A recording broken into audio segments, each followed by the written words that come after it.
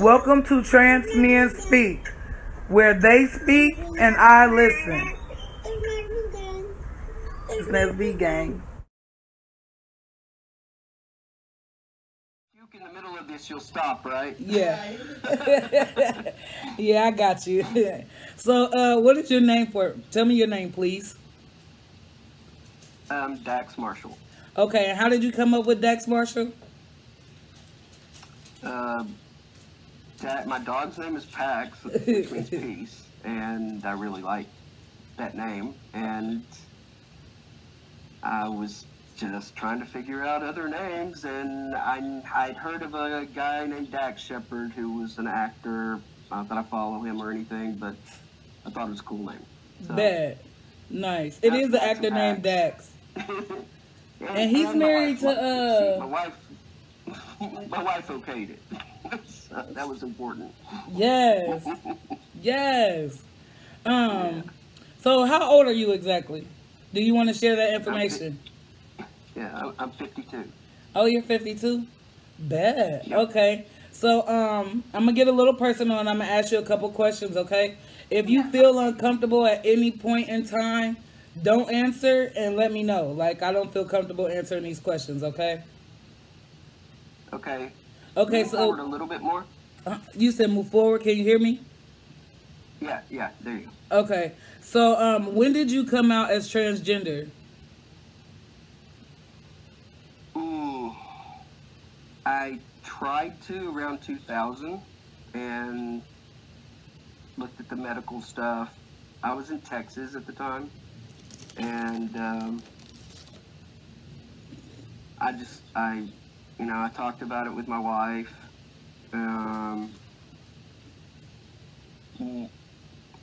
We just didn't see a way to do it, really. Not.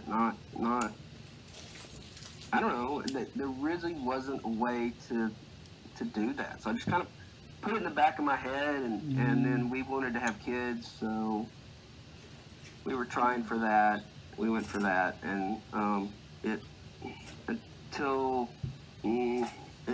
really came to a head in about 2016. So okay, when I was like, things have got to change. I had a heart surgery in 2015. It was emergency, and things like that make you reconsider a lot of things in your life. Yeah, that's definitely true. So did you choose to take testosterone or you opted out of it? Yeah, my due day, that's what we call it, is 11/17/2017. So I had to do the therapy and stuff like that beforehand, and did it the responsible way, and got all my information in order, and got the right doctor lined up and everything, and started.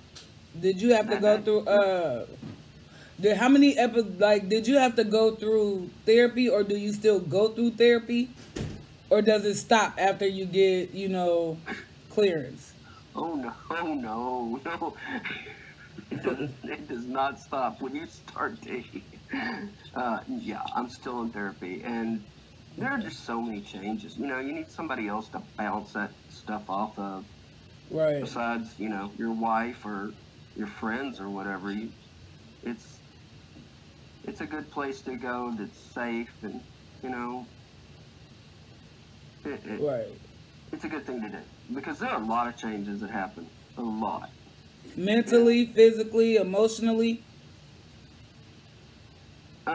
Actually, emotionally, for me, tea has been pretty much of a mood stabilizer. Oh. I had some severe depression and anxiety issues, and a few other issues that just were pretty bad. And I spent my life crying basically for 50 years. And that stopped, Really? Yeah. Not complete. I can still cry sometimes, but yeah, it's actually, and you'll talk to other guys and find out it's actually physically harder to cry for some men Really? after they start to.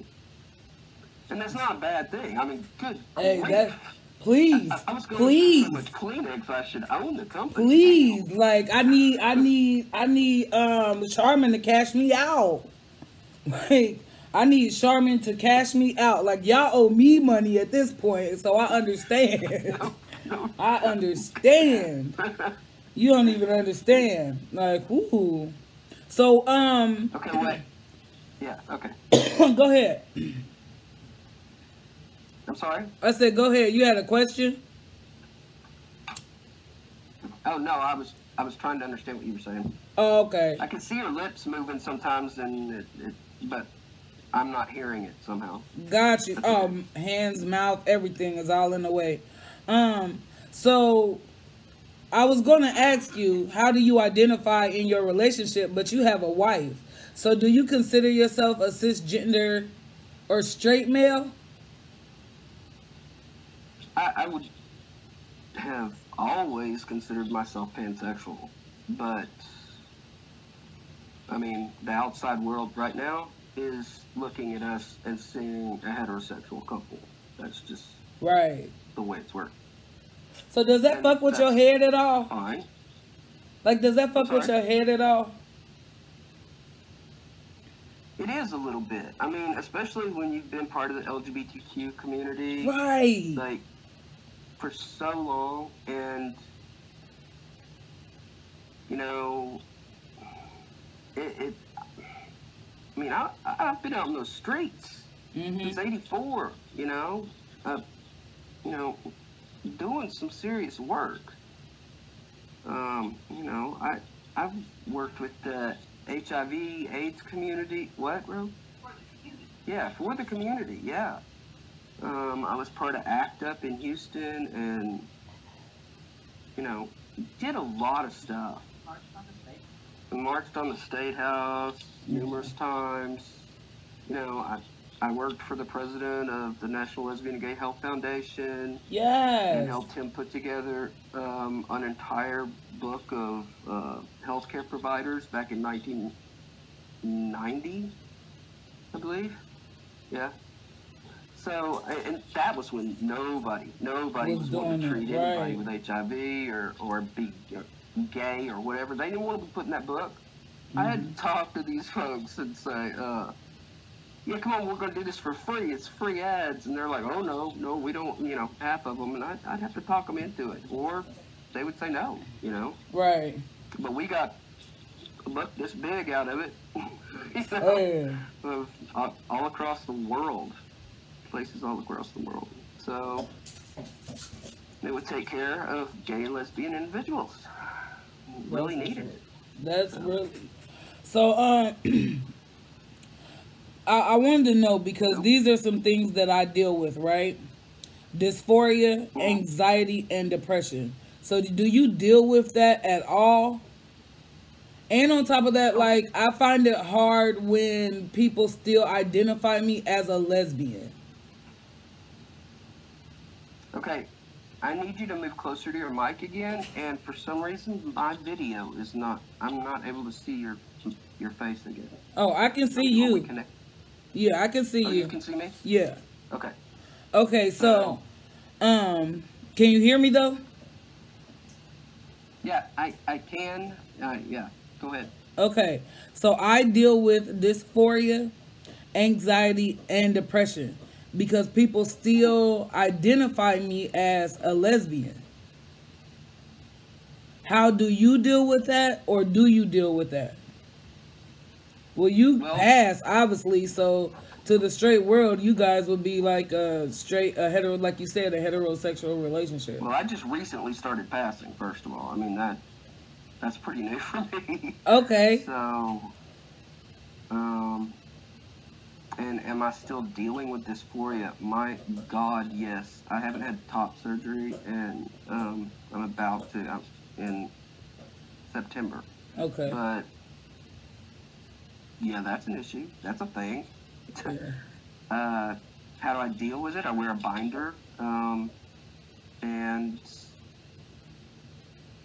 you know, what?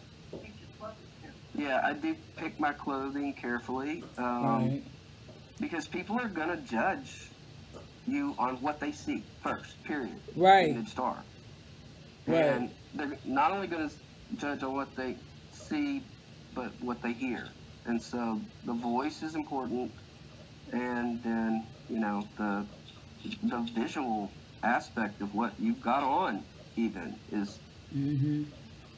I'm afraid to take this this little bit of beard I've, you know, got on my face right now off. I don't want to right now. Not before I have top surgery, because, yeah, you say I pass right now, but take that off, And you won't.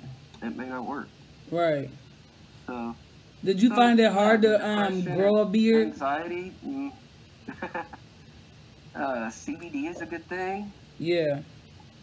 I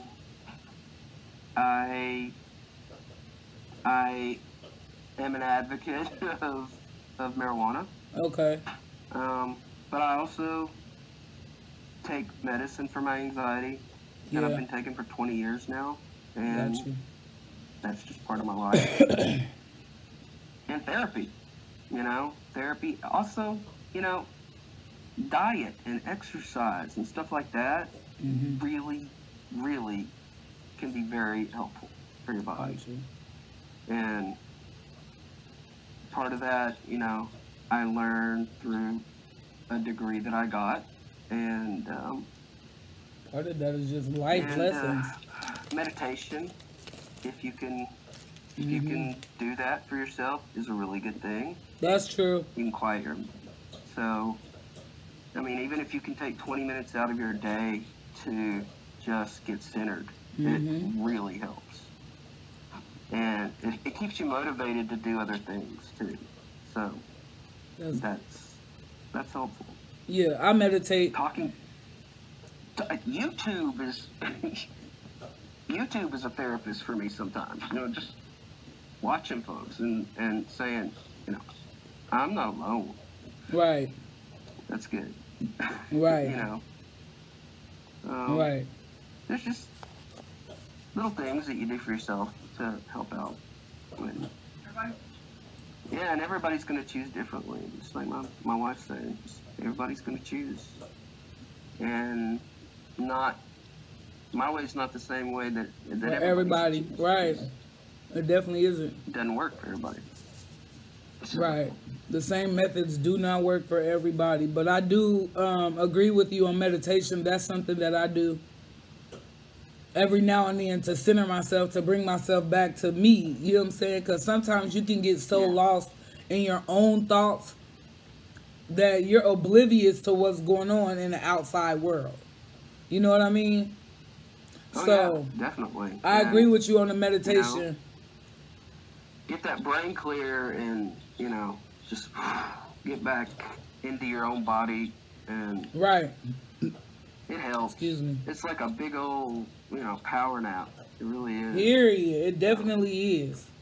So, do you want to tell your story now?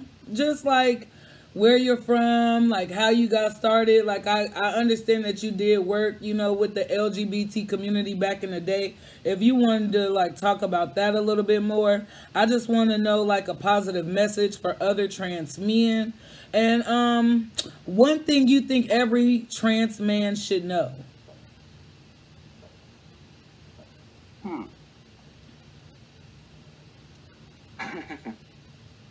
Okay. My story. Well, let's see. I've been with my wife for 23 years now. We've been married, and I came out in. Huh? Woo, woo, 23 years, baby. Yes, we looking forward to that. What was that? I said we are looking forward to that. Yeah, that. You know, it just sneaks up on you one day. It's like, whoa, what? 23 years? Okay. Yeah. Cool. Right, that's a lifetime. Yeah, and like my wife just said, it's like age, man. You turn around one day and you're like, What? I'm 52. Right. Right. Inside every 52-year-old person, there's a 20-year-old going, what the hell happened? So, Period. yeah. So, yeah, I came out in 84 with my first girlfriend, but I dated gay men in high school, pretty much, except for my last boyfriend, who was very upset that I'd come out. What? Yeah, well, I didn't know that all of them were gay until after high school, but they were all gay. Whatever. Right. No big. As far as me feeling like a guy, I've always, as long as I can remember, I mean, I remember being like 5 and looking in the mirror and being surprised that there was a little girl looking back. Like, right. what was that? So, yeah, one of the, some days when you think that you're never going to pass if you start T, or if you're transitioning in any way, if you get down on yourself, remember that there's going to be at some point, you're going to pass a mirror and you're going to look and go, why is that dude following me? Because it happened to me, like, I don't know, 3 or 4 months ago. We were walking through a Kohl's, and I kept walking past mirrors and going, there's a dude following. Oh, that's me. There's a dude following. Oh, yeah. Oh, that's me. Yeah, I look forward to that moment. What was that? I said I look forward to that moment. Yeah. It's a great feeling. It really is. The same day, my wife walked up behind some other dude and called him me. So apparently we're both getting used to this. Right. But all right, Anyway,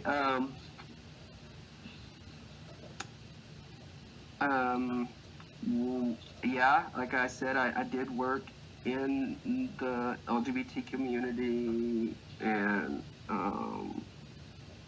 I worked for a guy who started AIDS Foundation Houston and Montrose Counseling Clinic and a bunch of other places in Houston. And then I got a degree in psychology and started working for CPS. Worked for CPS for 5 years. That was interesting. Don't do that. Oh, I don't plan on it. I do not know. Nope.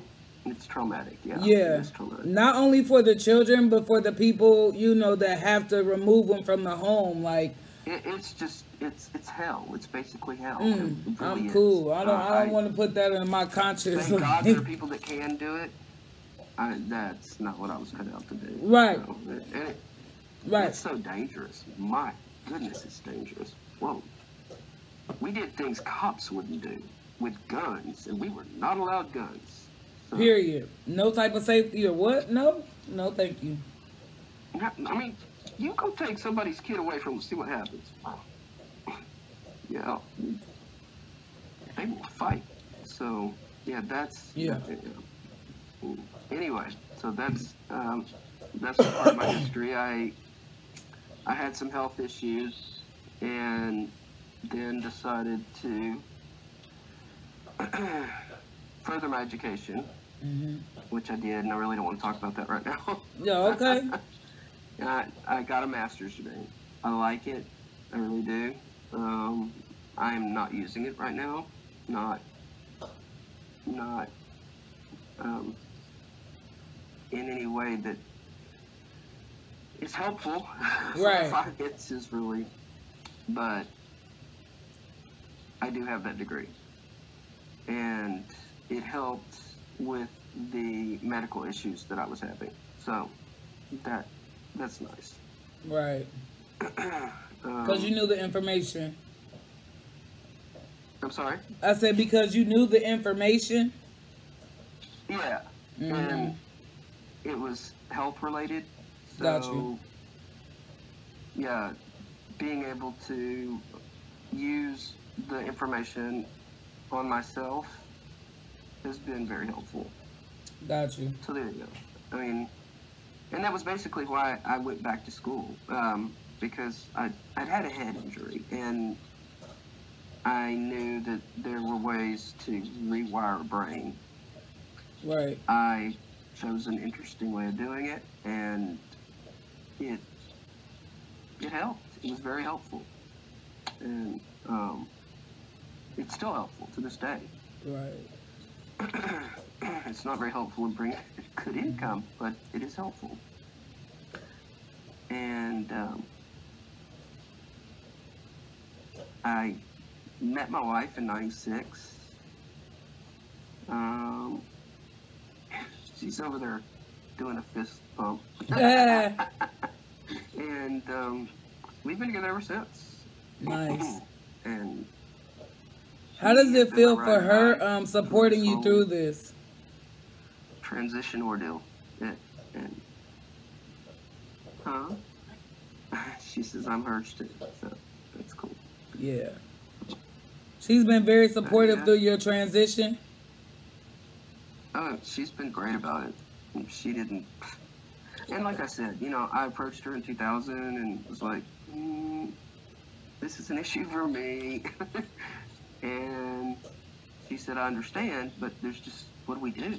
And I did, you know, the internet wasn't even huge in 2000. At all. You could get on the internet, but true. What were you going to do with it? Right.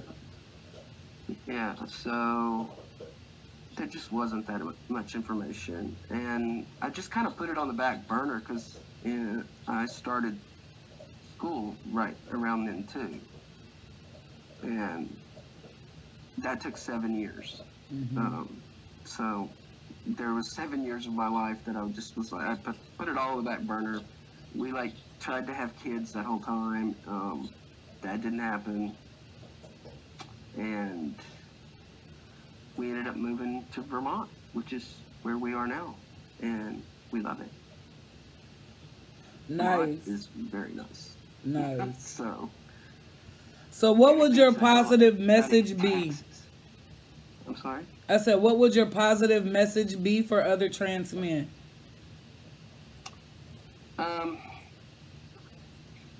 Well, one of the stories that I just wanted to say was, you know,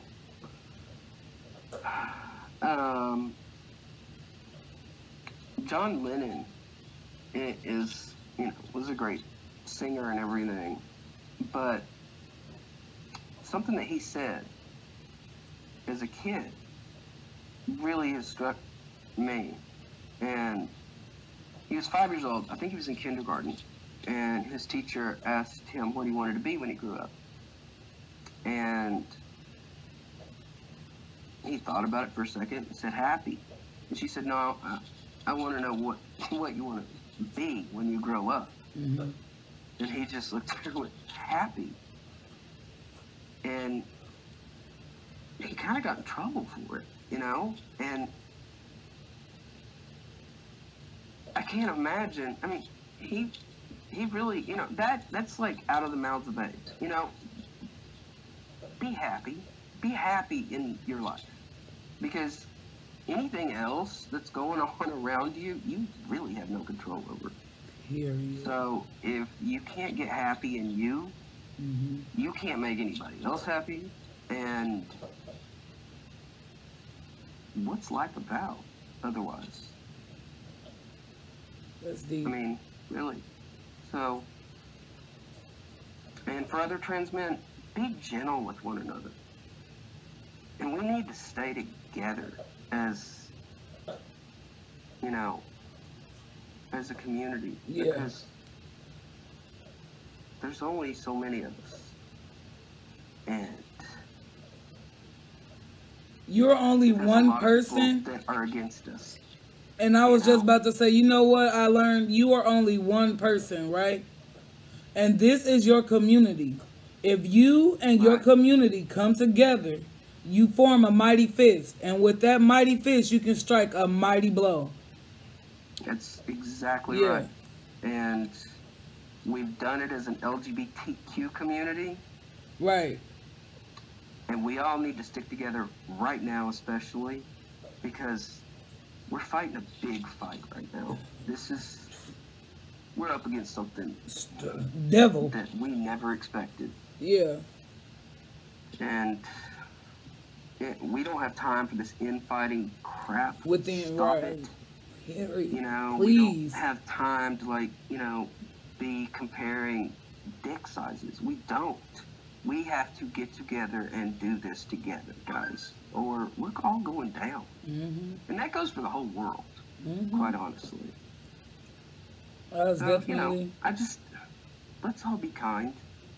Please. And that's kind of my mantra, is just, if you have a choice between saying something nasty and saying something kind, choose kind. Right. Because what's the point? Right. You're definitely right about that. And I think that'll take everyone a lot further. I don't know. Maybe it won't. Who knows? Donald Trump seems to have gone pretty far, but whatever. Period. How he got there is a mystery to us all. Ugh. Whatever.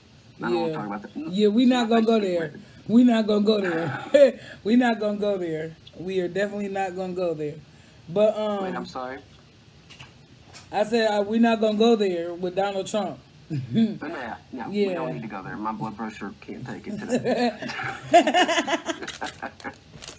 Period. Do you have any other kinds of questions? Another thing, you know, I think I talked to you about this, Mm-hmm. but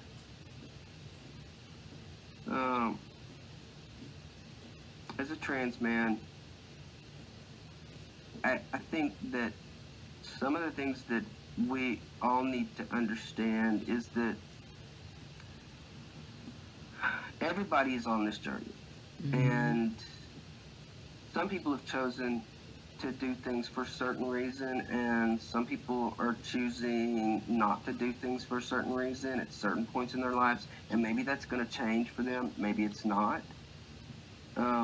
Things like asking other trans men about bottom surgery. Right. And saying anything disparaging about what, you know, about their results or their choice or whatever, you know. First of all, this is not your damn business. And secondly, respect those men, because you know what? They put their lives on the line for you to have the choice later on to be able to possibly have that for yourself. Right. If that's what you choose not to do for yourself, cool, whatever. If you choose not to take tea, cool, whatever. Right. But don't drag other brothers down because of that. Because that's a really, you know, that's a big gamble to put yourself on that table. I'm 52 years old. And if you think at 52, when other cisgender men are already going on erectile dysfunction meds, no, I am not getting on that table. And Period. No. If you can't fix a cisgender man, I know you damn sure can't fix me. So I'm cool. Yeah, exactly. I'm cool. So, Right. But you're right about that, it's though. just, I said you are right about that. Because trans men are quick. They are quick to drag another trans man down if they aren't taking testosterone or they choose not to have bottom surgery. Or it's crazy because in some of the groups that I'm in on Facebook, you hear men talk about, you know, committing suicide because they were denied top surgery. They were denied testosterone. They're denied this. They're denied that. Healthcare isn't going to help them. It's not going to help, you know, mentally, physically, or emotionally. Do nothing for them. And they talk about, you know, hating their bodies and hating their lives and wanting to kill themselves. That's why I wanted to do this, though, because I got to put this on the forefront. I need people to know that it is okay. If you can't take testosterone, don't take it. Yeah. Don't. You know what I'm saying? If you don't want to have top surgery, don't have top surgery. Whatever the case is, live life the way you see fit. What's going to make you happy? Because at the end of the day, the only person in that mirror is you. That's your reflection that you have to deal with. You know what I'm saying? That's the only person that's going to be in that coffin, too. Period. And I hate that people want to live their lives by other people's standards. You're right. First of all, I find it highly disrespectful when somebody says, oh, no, well, I would never do such and such to my body because I saw so-and-so's whatever online, and oh my God, they're you should see. It's like, my thing is this: your results. Very happy with what happened, and they're very lucky to be able to have gotten what they wanted. Period. So, to say something negative about that is, whoa, no. That's disrespectful. No, in this community. That's disrespectful. Let's not pull that, folks. Yeah, that's why I had to learn. Just be kind to one another, because, I had to learn to curtail my words. I had to learn to curtail my words. I had to learn how to, say things the correct way, because I didn't realize at first how disrespectful I was coming off, and I'm just trying to learn. You know what I mean? Well, the fact of the matter is that you listened. Yeah. And that's I give you props for that. Yeah. You're learning. And another thing I might ask of my trans brothers is, okay, let's say back when, in the 80s when I came out, there was kind of for lesbians, there was sort of a community of older lesbians that might take you under their mentor you. Say, okay, these are the rules of the road here.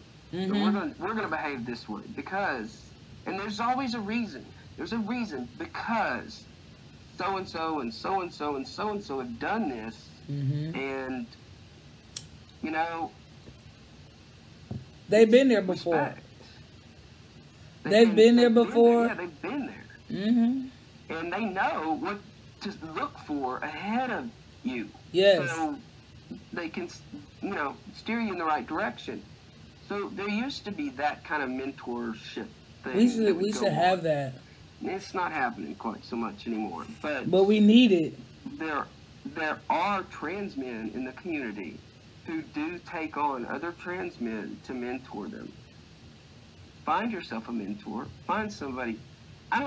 Maybe they're not even as far along in their transition as you are, physically or whatever, but get somebody older than you, who's lived life a little longer than you, and knows a little bit about the history of our community, because there's a lot of it, and it's very political, but it can be navigated. It can be navigated very easily, and you just need to know the rules of the road. Right. So, find yourself a mentor, guys. Really. Yeah. I definitely agree with that statement. And it helps. I definitely agree with that. I definitely agree with that. Listen to other people. Yeah. It's not a crime to open your ears and listen. It's not a what? It's not a crime to open your ears and listen. Oh, no. At all. Never a crime for that. At all. Might be a crime not to. Yeah. But I don't know. I guess those would be the, and know that this is forever. This is the rest of your life. And you know what? I have a hard time with that. I mean, You know what? And you're the perfect person I could talk to about it. And I feel like I'm gonna be talking with the rest. I got some other, trans men to talk to, but I want to talk to you about it because I recently was just like, was that earlier today, babe? And I was like, you know what? I don't think I want to do it no more. It's not happening fast enough. Like, you were saying you didn't want to transition anymore? yep, because I'm like, it's not happening fast enough. Like, and I hate my life, and it's not moving. Like, it's not going like how I thought it was going to go. You know what I'm saying? I'm still working with instant gratification. I'm still working on that. But yeah, because I feel like it's never gonna happen. I feel like it's never gonna happen. I mean, look at me. I'm 52. Come on. Right. But I'm just saying, like, you give me hope, though. Yeah, there were things. I've had jobs where I had to wear dresses and stuff. Oh, man. God. Kill me now, like, kill me now. Kill me now. I would never. How do you think I felt about that? Yay. Yeah. So, kill me now. I get the, oh my God, it's not gonna happen. It's not ever. But I mean, I'm still feeling that for top surgery because it's like, look at this hair. I'm being bald. Damn. But so is every other 52-year-old man I know. But whatever.